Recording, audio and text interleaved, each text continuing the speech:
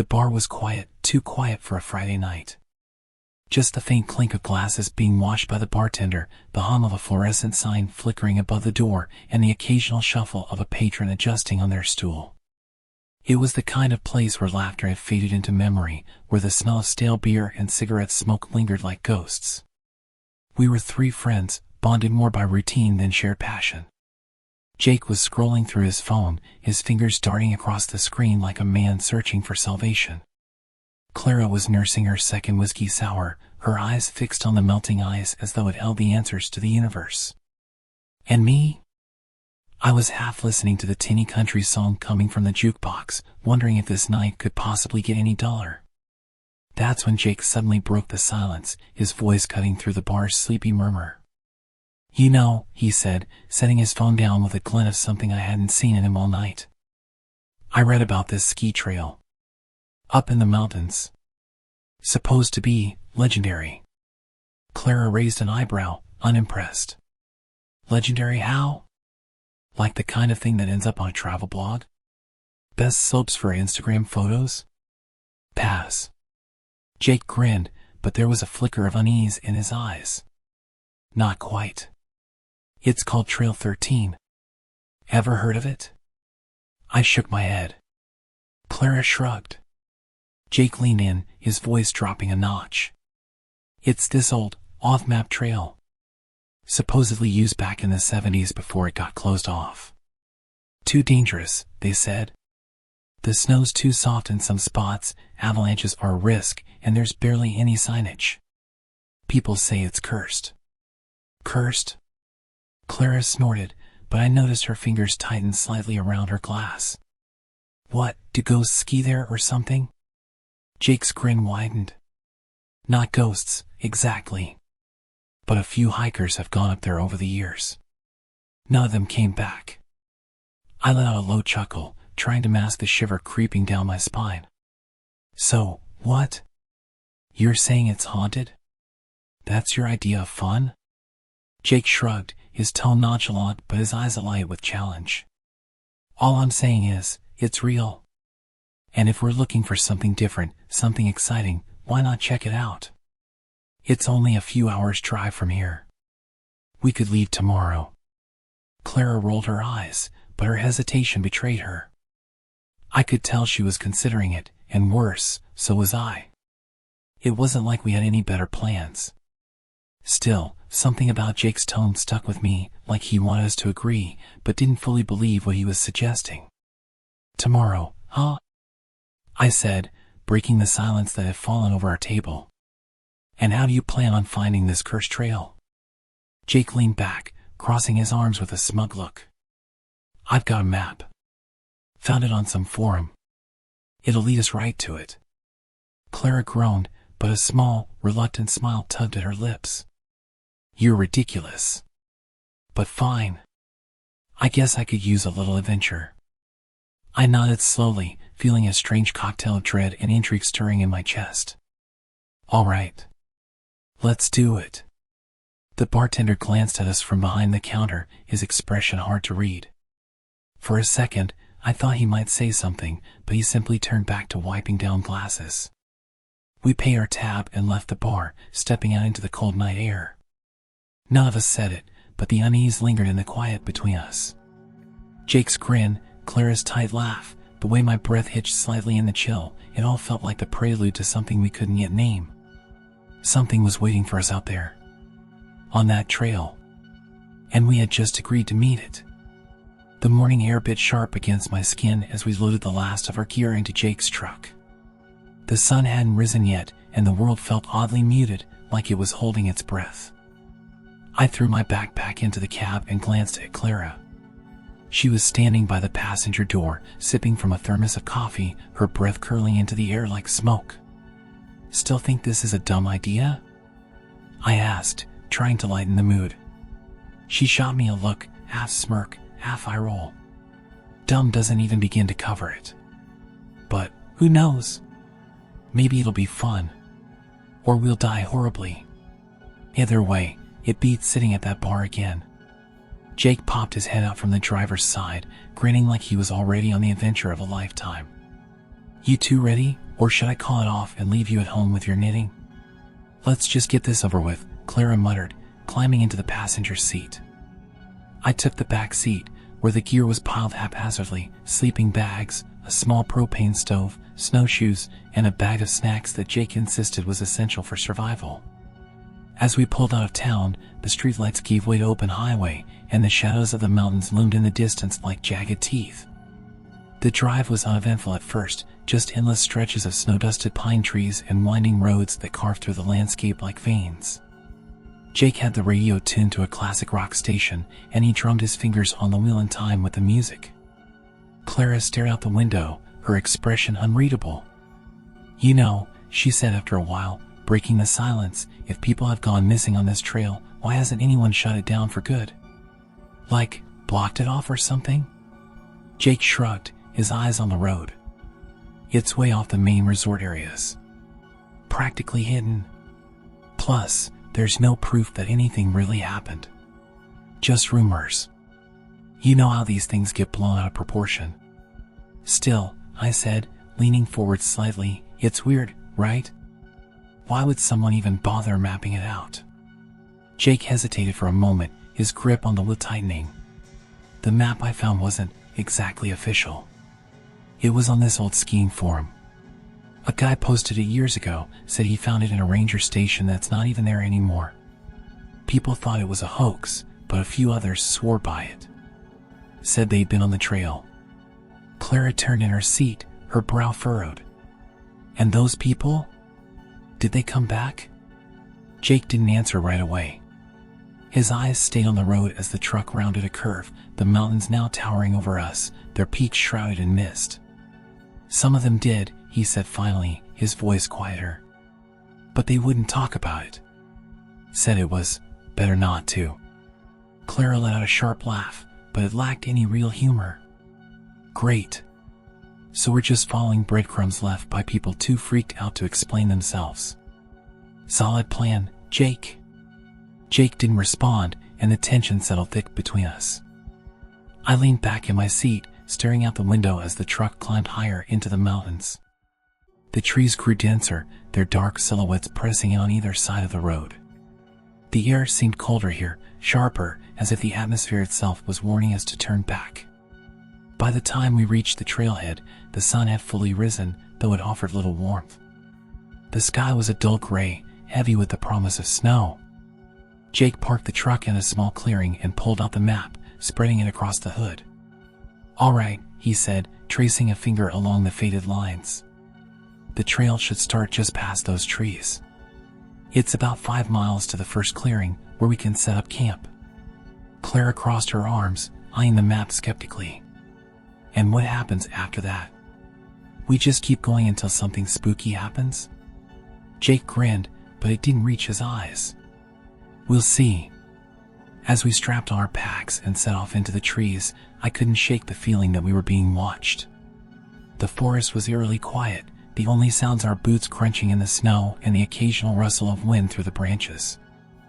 I glanced back at the truck, now barely visible through the trees, and a strange sense of finality settled over me. It was as if we crossed an invisible threshold, stepping into a place where the rules of the world no longer applied. The trail was narrow, winding through the dense forest like a forgotten vein. The map Jake carried was old, and it showed it was hand-drawn, the lines smudged in places, and the landmarks were vague at best. But Jake pressed on with unwavering confidence, his breath puffing into the cold air as he led the way. Clara and I followed in silence, the weight of our packs pressing down on us. The further we went, the darker the forest seemed to grow, as though the trees were leaning in closer, conspiring to block out the light. After what felt like hours, Jake suddenly stopped. He held up a hand, motioning for us to be quiet. "What is it?" I whispered, my voice barely audible over the sound of the wind. Jake didn't answer. He was staring at something ahead, his body tense. I followed his gaze and felt my stomach twist. There, just visible through the trees, was a wooden sign. The paint was faded, the letters barely legible, but I could just make out the words. Trail 13. Clara let out a nervous laugh, but it was strained. "Well, there it is. The big bad trail." Still want to do this?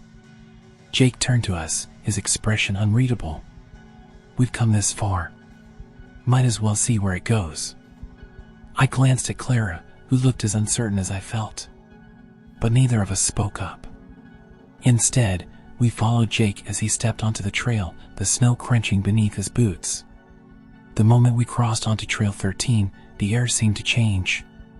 It was colder, heavier, and the silence was no longer peaceful, it was oppressive. I looked back one last time, but the forest behind us had already swallowed the way we'd come. There was no turning back now. The trees swallowed us whole. Once we stepped onto Trail 13, the forest around us seemed different. The air felt thicker, heavier. The wind that had whistled softly through the branches earlier was now eerily absent, leaving a silence that pressed down on my ears like cotton. Every step we took was punctuated by the crunch of snow underfoot, and even that seemed muffled, like the sound didn't want to carry too far. Jake led the way, the map clutched in his gloved hands. Clara and I followed, neither of us saying a word. Something about the atmosphere on this trail made conversation feel inappropriate, like speaking might disturb whatever was watching. Because I swear, something was watching. At first, I thought it was just my imagination. The shadows between the trees seemed to move if I looked at them out of the corner of my eye. Branches creaked and groaned, but the sound wasn't from the wind. It felt alive, deliberate, as though the forest was shifting its weight, adjusting itself around us. I kept my eyes on Jake's back, watching the bright orange of his pack bob up and down as he trudged forward. It was the only thing grounding me. That, and Clara's presence at my side. I didn't dare turn around, didn't dare look back at the path we come from. Somehow, I knew that if I did, I'd see something I wasn't ready to face. After about an hour, we reached a small clearing. The trees pulled back just enough to let a sliver of gray sky peek through, and Jake called for a break. He set his pack down and pulled out a water bottle, his breath visible in the icy air. Clara plopped onto a nearby log, brushing snow off the surface. "So," she said, breaking the silence for the first time in what felt like hours, "this is the legendary Trail 13, huh? Looks like every other freezing forest I've ever been in." Jake smirked, but there was something forced about it. "Give it time. We're not even halfway to the first clearing on the map." I stayed standing, my eyes scanning the tree line. I couldn't shake the feeling that we weren't alone. The shadows between the trees felt darker here, deeper. My skin prickled as though someone, or something, was staring at me. "You okay?" Clara asked, noticing my unease. "Yeah," I lied, but my voice sounded unconvincing even to my own ears. "Just feels weird out here, doesn't it?" Clara nodded slowly, her earlier bravado fading. "Yeah, it does." Jake took a long swig from his water bottle and wiped his mouth with the back of his glove. "You're both just psyching yourselves out," he said, though his eyes flicked to the trees as he spoke. "It's just a trail. A spooky one, sure, but nothing's gonna jump out and get us." As if on cue, a branch snapped somewhere in the distance. We all froze. The sound wasn't close, but it wasn't far either. It was deliberate, loud and sharp, cutting through the unnatural silence of the forest. Clara shot to her feet, her head whipping toward the direction of the noise. "What was that?" she whispered, her voice tight. Jake shook his head, his expression unreadable. "Probably just... I don't know. A deer? Something stepping on a branch?" "That didn't sound like a deer," Clara muttered. I didn't say anything, but my heart was pounding. I scanned the trees, looking for movement, but saw nothing. Just endless shadows and the skeletal outlines of bare branches. "We should keep moving," Jake said finally, slinging his pack over his shoulder. "We've got a long way to go before the first campsite." Clara hesitated, her eyes still locked on the direction of the sound. "Maybe this is a bad idea," she said. "Maybe we should turn around." Jake's jaw tightened, and for a moment, I thought he might snap at her. But then his expression softened, and he let out a sigh. "Look, I get it. It's creepy out here. But we've come this far, and nothing's happened. Let's just get to the campsite. If you still want to bail tomorrow, we can." Clara didn't look convinced, but she nodded reluctantly. We fell back into line, Jake leading the way, and pushed deeper into the forest. As we walked, the oppressive silence returned, but now it felt more sinister. Every so often, I thought I heard faint noises, branches creaking, snow crunching, but they were always too far away to pinpoint. It felt like the forest was alive, moving around us just out of sight. Then, we saw it. At first, I thought it was just another tree, but as we got closer, the shape became clearer.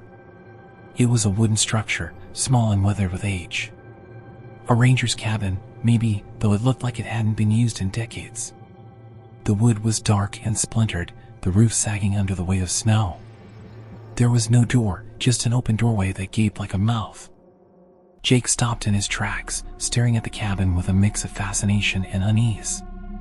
"This isn't on the map," he said, almost to himself. "Should we check it out?" I asked, though my gut was screaming at me to stay far, far away. Clara shook her head vehemently. "No way. That thing looks like it's about to collapse." Jake hesitated, then shrugged. "We'll just take a quick look. Could be something useful inside." Before either of us could argue, he was already making his way toward the cabin. Clara groaned and followed, muttering under her breath. I stayed where I was for a moment, staring at the doorway. It felt wrong, like something was waiting inside, watching us. But I couldn't stay behind. I forced myself to move, my feet dragging through the snow. Inside, the cabin was even worse than it looked from the outside. The floorboards were warped and covered in a thick layer of frost. A broken table lay on its side in the corner, and the remains of an old stove were rusting against the far wall. But it was the writing on the walls that caught my attention. Carved into the wood, in jagged, uneven letters, were dozens of words and phrases. Most were scratched too deeply to read, but a few stood out. "Don't trust it. It watches. No way out." "Okay," Clara said, her voice shaky. "We've seen it. Can we go now?" Jake was silent, his eyes fixed on the carvings. "This is insane," he muttered. "Who would have?" Another sound interrupted him. A low creak, like a floorboard being stepped on. But it didn't come from us. It came from behind the cabin. We froze, staring at each other, the air so thick with tension it felt like it might snap. "What the hell was that?" Clara whispered. None of us answered.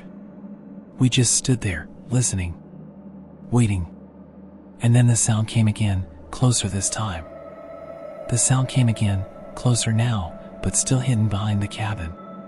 My heart hammered in my chest as we stood frozen, eyes darting between the doorway and each other. Jake held up a hand, signaling for us to stay quiet. The silence that followed was deafening. Then, nothing. No more creaking, no footsteps, no rustle of movement. Just the heavy, oppressive stillness that had been following us since we stepped onto this cursed trail. "Let's go," Clara whispered harshly, her voice barely audible. "I'm serious, Jake. We shouldn't be here." Jake hesitated, his gaze lingering on the carvings in the wall. For a moment, I thought he might argue, but then he nodded. "All right. Let's stick to the plan. The clearing isn't far." Without another word, we left the cabin, our breaths fogging in the icy air as we trudged back to the trail. I glanced over my shoulder one last time, half expecting to see something standing in the doorway. But there was nothing. Just the dark, empty maw of the cabin, waiting silently for its next visitors. We walked in tense silence for what felt like hours, the forest growing darker and denser with every step. The trees here were strange, taller and more twisted than the ones we passed earlier. Their branches tangled together high above us, forming a canopy so thick it blocked out most of the light. The only sound was the crunch of snow beneath our boots and the occasional creak of shifting wood. "There," Jake said suddenly, pointing ahead. The clearing. It wasn't much of a clearing, really, just a patch of open space where the trees pulled back slightly, revealing a cluster of gnarled trunks unlike any I'd ever seen. These trees were massive, their bark a deep, almost black-brown, with jagged cracks running down their sides like scars. Something about them made my skin crawl, though I couldn't say why. "This is where we camp?" Clara asked, her tone dripping with skepticism. Jake unfolded the map, squinting at it. "Yeah, this is the spot." I set my pack down and stretched, my shoulders aching from the weight. Clara did the same, but she kept glancing nervously at the trees, her unease palpable. Jake, on the other hand, seemed fascinated. He approached one of the trees, running a gloved hand along its rough surface. "These are incredible," he said. "They look ancient." "Yeah, ancient and creepy," Clara muttered, but Jake ignored her. He leaned closer, peering at one of the deep cracks in the bark. "That's weird," he said. "It's wet." "What?" I asked, stepping closer. Jake pulled off his glove and pressed his fingers against the crack. When he drew them back, his fingertips were smeared with a dark, viscous liquid. "What the hell?" Clara said, her voice sharp. Jake stared at his hand, his brow furrowed. "It's red. Like sap, maybe?" "That's not sap," I said, my stomach twisting. The liquid was too dark, too thick. It gleamed in the faint light like fresh blood. Jake didn't respond.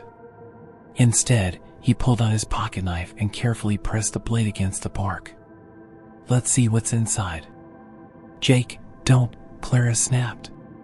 "Seriously, don't mess with it." But Jake was already cutting. The knife slid into the bark with an unsettling ease, and as he peeled back a strip, the liquid began to ooze out in thick rivulets. It wasn't sap. It was blood, bright red and glistening, steaming slightly in the cold air. Clara gagged, covering her mouth. "Oh my God. What the hell is that?" Jake stumbled back, dropping the strip of bark he'd cut away. It landed in the snow with a sickening squelch, leaving a crimson smear. The blood kept flowing from the tree, pooling at its base like a fresh wound. This doesn't make sense," Jake said, his voice shaky. "It's not possible." "Who cares if it's possible?" Clara snapped. "We need to get out of here. Now." I couldn't speak. I was too busy staring at the tree, at the way the blood dripped down its twisted trunk. It didn't just look alive, it was alive. And it was bleeding as though it had been hurt. And then I noticed something else. The other trees, the ones surrounding the clearing, had cracks in their bark too. Some of them were already using blood, thin streams trickling down their sides to stain the snow beneath them. "It's not just this one," I said, my voice barely above a whisper. "They're all bleeding." Clara spun around, her eyes wide. No. We're not staying here." "Jake, fold up the map. Let's go back. Forget the trail, forget the campsite, forget everything." Jake hesitated, his eyes darting between the bleeding tree and the trail behind us. We were miles from the truck. "If we leave now, we'll be hiking in the dark." "I don't care," Clara shouted, her voice breaking. "I am not staying here with these things." Before Jake could respond, a sound stopped us cold. It was faint at first, like a low groan, but it grew louder, resonating through the clearing. It was coming from the trees. From inside them. The groan deepened, turning into something that sounded disturbingly like a moan. A voice. A chorus of voices, low and guttural, as though the trees themselves were crying out in pain. I grabbed Clara's arm, my own panic bubbling to the surface. "We need to move. Now." Jake didn't argue this time. He grabbed his pack, his face pale, and we stumbled back toward the trail. The moaning followed us, growing louder with every step. The trees seemed to lean closer, their branches creaking and groaning as though they were reaching for us. And then, just as suddenly as it started, the sound stopped. We froze, the silence somehow more terrifying than the noise had been. I turned back, expecting to see the clearing still behind us, but it was gone. The trees had closed in, erasing it from view as though it had never been there. We stood frozen in the oppressive silence, the blood still vivid in our minds. The eerie quiet was almost worse than the moaning, unnatural, like the forest was holding its breath, waiting for something. Jake was the first to break the silence. He turned back toward the nearest tree, the one he'd cut, and stepped closer. His hand hovered over the wound he'd made, where the blood still oozed in sluggish streams. "There's something inside," he muttered, his voice barely above a whisper. "It's not just blood. Look at that." I didn't want to, but I followed his gaze anyway. There was something pale in the wound, just visible beneath the dark bark. It wasn't wood, it was soft, almost fleshy, glistening faintly in the dim light. Jake reached out, his fingers trembling, and pulled at the edge of the bark he'd cut away. The strip of bark came off in one wet piece, peeling back with a sickening squelch. And that's when we saw it. A hand. A human hand, pale and lifeless, was protruding from the side of the tree. It was small, thin, the fingers slightly curled as though frozen in a moment of desperation. Blood dripped from the bark around it, staining the snow at its base. "Oh my God," Clara whispered, her voice shaking. She stumbled back, nearly tripping over her own feet. "Oh my God. This isn't real. This can't be real." I couldn't breathe. My chest tightened as I stared at the hand, my mind racing to make sense of what I was seeing. It wasn't possible. It wasn't natural. But it was there. Jake's face had gone pale, his jaw clenched as he stared at the grotesque sight. He dropped the piece of bark in his hand and took a step back, shaking his head. This has to be a prank. Someone put it here. No one put this here, Jake. Clara snapped, her voice rising. "Look at it. Look at the blood. This isn't some sick joke. This is. Her voice faltered, and she covered her mouth, her body trembling. "Let's get out of here," I said, my voice tight with panic. "Now. Forget the trail, forget everything. We need to go." Jake nodded, his bravado completely gone. Yeah, you're right." But as we turned to leave, Clara gasped, a sharp, strangled sound that made my stomach drop. I turned back to her and saw her staring at her hand, her eyes wide with terror. Her fingers weren't moving. They were stiff, rigid, as though they'd been frozen solid. The color was draining from them, the skin turning a dull, ashen gray. "What's happening to me?" she whispered, her voice trembling. "Clara?" I stepped closer, panic rising in my chest. "What's wrong?" She held up her hand, her eyes wide with horror. The gray color was spreading up her wrists now, the veins beneath her skin darkening as though something was crawling through them. Her fingers had taken on an almost wooden texture, the skin rough and cracked like bark. I don't know," she cried, tears streaming down her face. "It hurts, it burns." Her words turned into a scream as she doubled over, clutching her arm. The transformation was spreading faster now, climbing up her forearm and into her shoulder. Her skin cracked and splintered, dark veins spreading beneath the surface like roots. She fell to her knees, her breath coming in ragged gasps. "Help me," she sobbed, looking up at us with pleading eyes. "Please, help me." I reached for her, but Jake grabbed my arm, his face pale and stricken. "Don't touch her," he shouted. "We don't know what it is, it might spread to you." I hesitated, my hand trembling as I watched Clara's body contort in agony. Her other hand was starting to change now, the skin hardening, her fingers twisting into grotesque, branch-like shapes. Her legs buckled, and she fell forward onto the snow, her screams echoing through the forest. And then, just as suddenly as it had started, she went still. I stood frozen, my heart pounding in my ears as I stared at her motionless form. Her body was no longer human. It had transformed entirely, her skin replaced by dark, twisted bark. Her arms had become long, jagged branches, and her face was barely recognizable, a hollow, wooden mask with empty eye sockets and a gaping mouth frozen mid-scream. Jake and I stood in stunned silence, the horror of what we just witnessed sinking in. Clara, our friend, was gone. She had become one of them.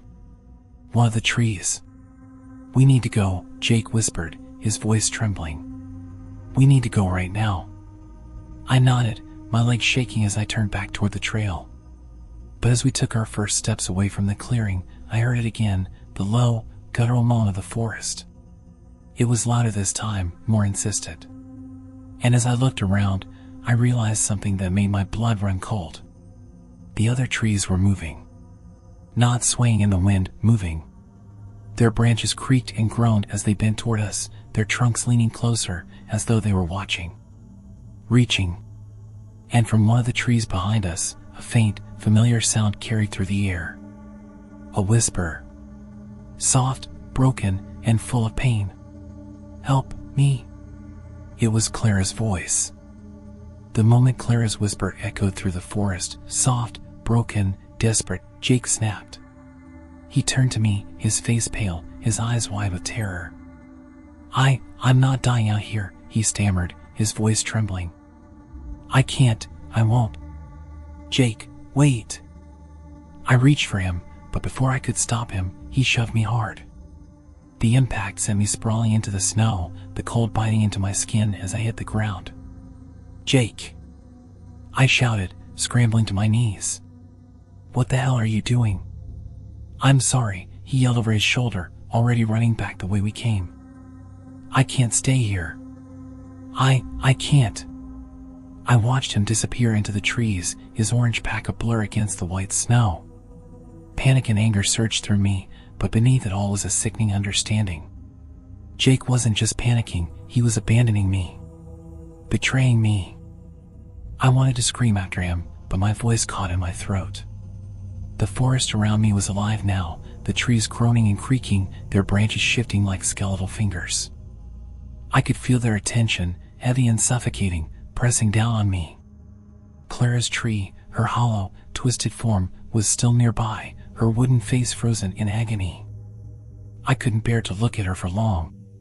My mind screamed at me to move, to run, to follow Jake, even if I hated him for leaving me behind. So I ran. The trail was almost unrecognizable now. The trees seemed closer together, their branches forming a thick canopy that blocked out nearly all the light. I stumbled over roots and snowdrifts, my breath coming in ragged gasps as I fought to keep moving. The forest groaned around me, the sound deep and resonant, like the earth itself was alive and angry. Jake's betrayal burned in my chest, fueling my steps. He'd left me to die out here. But I wouldn't. I refused. I'd make it to the car. I'd get out of this nightmare. After what felt like hours, I finally broke through the dense undergrowth and saw the clearing where we parked. Relief flooded through me as I spotted the truck, its dark frame barely visible through the swirling snow. Jake must have made it here, I thought. Maybe he'd started the engine, maybe he was waiting for me. But something was wrong. The truck wasn't running. The headlights were off. And the closer I got, the more I realized the shape inside the cab wasn't moving. "Jake?" I called out, my voice cracking. My legs ached as I stumbled toward the vehicle. "Jake, are you in there?" No response. I reached the truck, my heart pounding, and yanked open the driver's side door. The bitter cold air hit me, and I froze. Jake was there. Or what had once been Jake. He was sitting in the driver's seat, his hands still gripping the steering wheel. But his body, it wasn't human anymore. His skin was dark and rough, cracked like bark. His arms were grotesquely elongated, twisted into gnarled branches that curved around the wheel.